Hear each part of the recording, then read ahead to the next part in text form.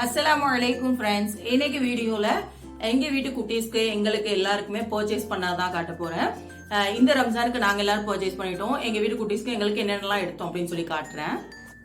இது வந்து soft silk grey colour எங்க மம்மிக்கு எடுத்தது. அப்புறம் இது பார்த்திருப்பிய ஷார்ட்ஸ்லயே இது எனக்கு எடுத்தது. அண்ட் இந்த 2 வேஷ்டி அப்புறம் ஒரு ஷர்ட் என்னோட மூத்த மகனுக்கு எடுத்தது. அது பாத்தீங்கன்னா மெரூன் கலர் வேஷ்டி அந்த ஷர்ட் வந்து என் ஹஸ்பண்டுக்கு எடுத்தது. இது செகண்ட் பையனுக்கு எடுத்தது பெருநாளைக்கு போடுறதுக்காக.